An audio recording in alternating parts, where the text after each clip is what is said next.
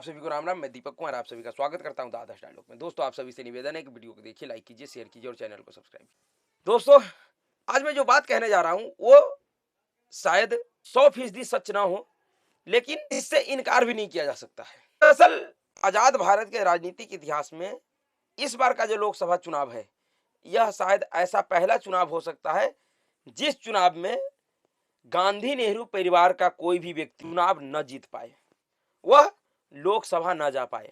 पहली बार ऐसा शायद होगा कि देश का जो लोकसभा है वह गांधी नेहरू नेहरू परिवार विहीन होगा, क्योंकि आप सभी को पता है कि रायबरेली और अमेठी जो गांधी नेहरू परिवार का अब तक का पारंपरिक सीट रहा है, यह दोनों ही सीट गांधी नेहरू परिवार के लोगों ने छोड़ दिया है।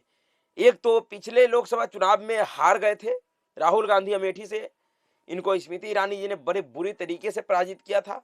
तो ये राहुल गांधी अमेठी को छोड़कर वायनाड चले गए थे केरल। दूसरा जो रायबरेली का सीट था, वहां से इस बार खुद ही डर का ऐसा भय बैठ गया है गांधी नेहरू परिवार के अंदर कि सोनिया गांधी, जो कि 1998 से लगातार उस सीट से जीतती हुई आ रही थी 2019 तक, उसने इस बार पहले ही अपना हार कबूल करके रायबरेली की सीट छोड़ दी है और वह राजस्थान से राज्यसभा चली गई है। और प्रियंका गांधी का, जिसके लिए अभी खबर कभी कभी चलता है, ऐसे पक्का नहीं, अभी तक कोई घोषणा नहीं हुआ है कि प्रियंका गांधी लोकसभा चुनाव लड़ेंगी या नहीं लड़ेंगी, या लड़ेंगी तो रायबरेली से लड़ेंगी या कहीं किसी और सीट से। अगर वो लड़ती है, घोषणा हो जाता है तो वो अलग बात होगा, लेकिन अभी जो गांधी नेहरू परिवार के लोग जो राजनीति में है, प्रत्यक्ष तौर पे राहुल गांधी और सोनिया गांधी, इन दोनों को राजनीति को देखकर ऐसा लग रहा है कि शायद इस बार चुनाव के बाद जो लोकसभा बैठेगी वह गांधी नेहरू परिवार विहीन होगा, उसमें गांधी नेहरू परिवार से कोई भी व्यक्ति नहीं होगा। क्योंकि राहुल गांधी जिस सीट से जीतकर पिछले बार लोकसभा में पहुंचे थे, इस बार राहुल गांधी का वह सीट खतरे में है। दरअसल इंडी अलायंस के तौर पे अगर देखा जाए तो अब तक का सबसे बड़ा झटका इंडी अलायंस और राहुल गांधी को केरल से लगा है। और किसने दिया है? इंडी अलायंस का सहयोगी दल सीपीआईएम ने, लेफ्ट पार्टी ने राहुल गांधी को बहुत बड़ा झटका दिया। और झटका कैसे दिया है? दरअसल जिस सीट से राहुल गांधी जीते थे पिछले बार 2019 के लोकसभा चुनाव में वायनाड से, उस सीट पे इस बार सीपीआई ने अपना प्रत्याशी उतार दिया है। जी हाँ, वायनाड से सीपीआई ने एनी राजा को टिकट दे दिया है, जो सीट राहुल गांधी का संसदीय क्षेत्र है। और इससे एक चीज और स्पष्ट हो गया कि जो इस देश में तथाकथित फर्जी इंडी अलायंस को लेकर माहौल बनाया जा रहा है, वह सिर्फ मीडिया तक सीमित है और कागजों पे सीमित है। जमीन पे उस इंडी अलायंस का कहीं से कहीं तक कोई लेना देना नहीं है। और आप सभी को पता है कि पिछले बार जो राहुल गांधी चुनाव जीता था वायनाड से, वह सीपीआई और मुस्लिम लीग के समर्थन होने के बाद जीता था। वह सीपीआई और मुस्लिम लीग के समर्थन मिलने के बाद जीता था। अकेले दम पे राहुल गांधी चुनाव नहीं जीता था। इनके चुनाव जीतने के पीछे सीपीआई और मुस्लिम लीग, इन दोनों का बहुत बड़ा सहयोग था।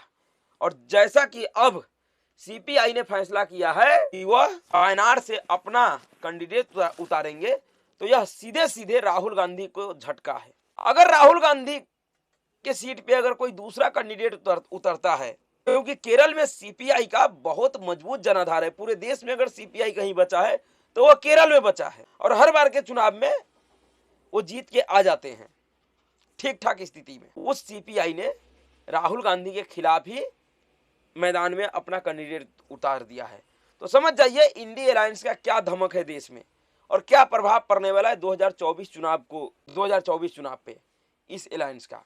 और आप सभी को बता दें कि इससे पहले पश्चिम बंगाल और पंजाब में राहुल गांधी और कांग्रेस पार्टी को पहले ही झटका लग चुका है। मैंने अपने एक वीडियो में कहा भी था, जिस दिन उत्तर प्रदेश में समाजवादी पार्टी ने राहुल गांधी और कांग्रेस पार्टी से समझौता न करने का फैसला लिया था, उस दिन मैंने कहा था कि शायद यह सबसे बड़ा झटका होगा।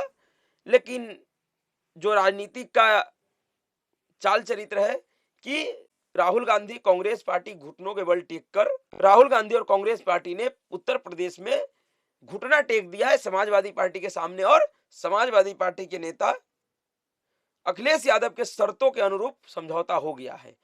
तो अब देखा जाए तो उत्तर प्रदेश में तो समझौता हो गया, यूपी के दो लड़के फिर से साथ में आ गए हैं।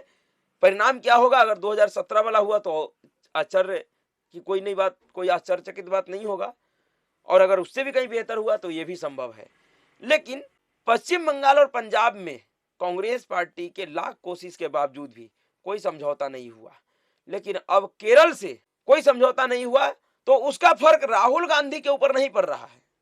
राहुल गांधी जिस तरीके से इस समय आप उनका हाल देख रहे हैं कि वो अपने यात्रा में जिस तरीके का भाषण दे रहे हैं, जिस तरीके से झूठ और सिर्फ झूठ फैला रहे हैं, राहुल गांधी के पास ऐसा कोई न तथ्य न तर्क है जो वह लोगों के बीच इतना बड़ा यात्रा करने के बावजूद भी रख पाए, लोगों को कन्विंस कर पाए। वो जहां भी अभी यात्रा के दौरान जा रहे हैं सिर्फ उल्टा सीधा काम कर रहे हैं, उल्टा सीधा भाषण दे रहे हैं। अभी उत्तर प्रदेश के बनारस में थे तो उसने कह दिया कि बनारस का हर एक युवा नशेरी है, सब नशे में झूमता रहता है। अभी न जाने उत्तर प्रदेश में कहां पे है इनका, या मध्य प्रदेश में नहीं, उत्तर प्रदेश में ही है। इनका एक वीडियो और वायरल हो रहा है। ये कह रहे हैं बाकायदा कार के बोनट पे खड़े होकर बैठकर कि इस देश के जेल में कोई भी अमीर आदमी नहीं है, सिर्फ दलित है, पिछड़े हैं, मुस्लिम है, कोई पैसे वाला नहीं है। जबकि इस देश को पता है कि सुब्रत राय सहारा, जिसका कभी चरण चुम्बन करता था कांग्रेस पार्टी और उनके नेता, चरण बंदन करता था सुब्रत राय सहारा का, उस सहारा का किस दुर्गति में मौत हुआ है, किस तरीके से वह इस देश की जेल में सड़ा है। उससे भी बड़ा अभी जेट एयरवेज का पूर्व जो सीईओ था नरेश गोयल, उसका क्या दुर्गति है, अभी भी वो जेल में ही है। वो तो यहां तक रो रहे हैं, वो कह रहे हैं कि इतना बदतर हालात का हमने कभी अंदाजा नहीं लगाया था। और राहुल गांधी कहते हैं कि इस देश के जेलों में कोई अमीर आदमी नहीं है। अरे है, और सबसे बड़ी बात कि आपका भी नंबर जब आएगा तो आप भी इसी जेल में जाइएगा। तो अमीर आदमी भी है, स्वर्ण भी है, क्योंकि आप तो सबसे बड़े स्वर्ण है, फर्जी दत्तात्रेय गोत्र के कौल ब्राह्मण है। तो अभी राहुल गांधी के लिए जो खतरा है वो ऐसे है कि इंडिया ब्लॉक पश्चिम बंगाल और पंजाब के बाद अब केरल में भी विपक्षी इंडिया ब्लॉक में फूट पड़ गई है।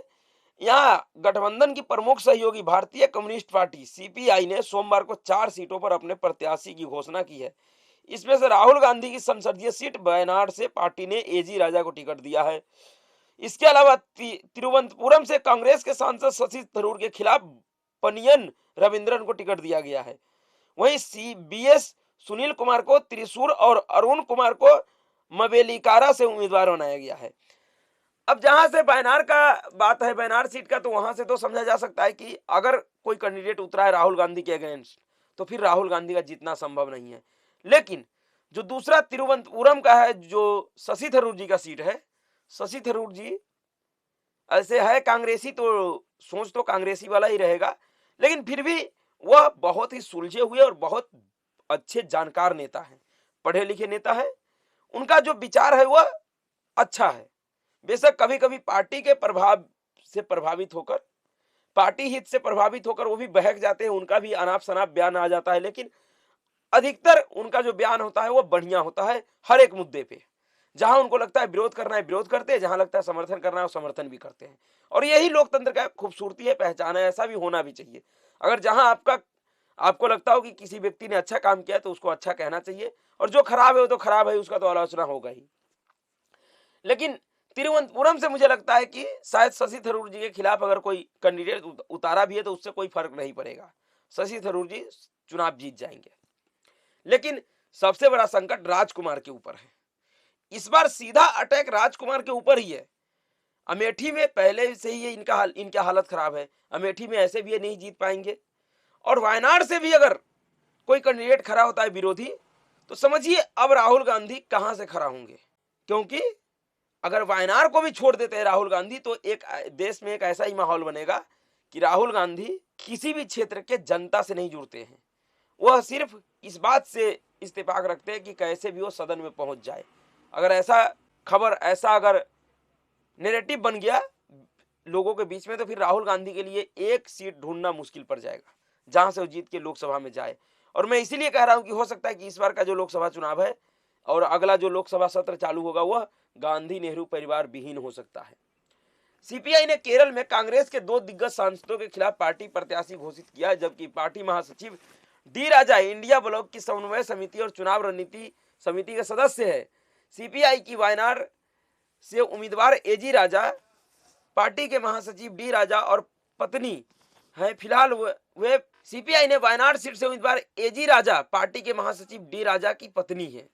अच्छा, यानी कि देखिए प्रत्याशी भी कैसी उतारी है, यानी कि सीपीआई का जो राष्ट्रीय महासचिव है उन्होंने अपने पत्नी को अगर वायनाड सीट से उतारा है तो समझ जाइए मुकाबला कितना कड़ा होगा। राहुल गांधी के खिलाफ कैसा माहौल बनाएगा सीपीआई, क्योंकि महासचिव का पत्नी है और सीपीआई कभी भी नहीं चाहेगा कि उसकी पत्नी चुनाव हार जाए।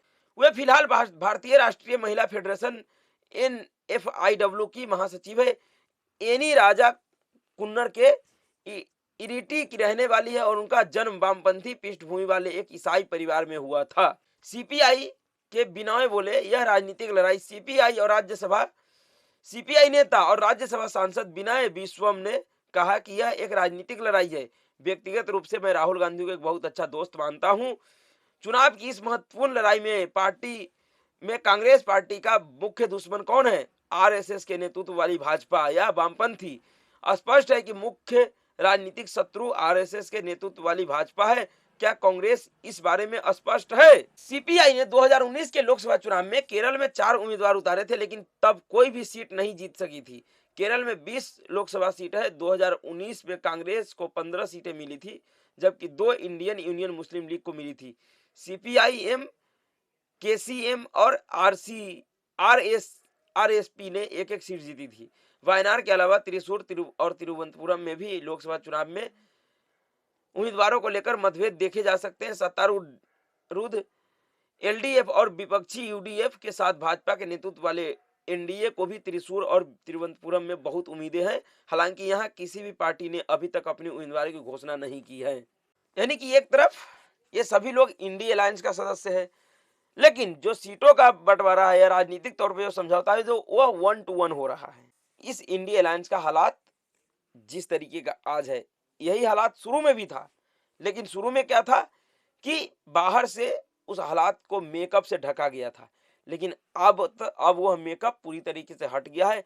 अब यह अंदरूनी स्थिति लोगों को देखने को मिल रहा है और जिस तरीके से इंडी अलायंस के अंदर के सहयोगी दल नेता फैसले ले रहे हैं, काम कर रहे हैं एक दूसरे के खिलाफ, उसको देखकर ऐसा लग रहा है कि यह इंडी अलायंस नरेंद्र मोदी जी को 370 पार कराने में पूरी ताकत लगा दिया है। इस अलायंस को फायदा हो या ना हो, इस अलायंस की वजह से 2024 में लोकसभा चुनाव के मद्देनजर नरेंद्र मोदी जी, भारतीय जनता पार्टी और एनडीए को जरूर फायदा होगा। तो देखिए आगे क्या होता है, इस पर कांग्रेस पार्टी का क्या प्रतिक्रिया आता है। क्या ये जो उम्मीदवार खड़े किए गए हैं यह पीछे हो जाएंगे, इनको हटा लिया जाएगा, या फिर राहुल गांधी का इस बार खेल होगा? इस बार कोई भी गांधी नेहरू परिवार का लोग लोकसभा नहीं पहुंच पाएगा। जो भी होगा, चुनावी स्थिति स्पष्ट होने से सब चीज स्पष्ट हो जाएगा। तो अभी के लिए इतना ही। अगर आपको वीडियो अच्छा लगा तो वीडियो को लाइक कीजिए, शेयर कीजिए और चैनल को सब्सक्राइब कीजिए। नमस्कार।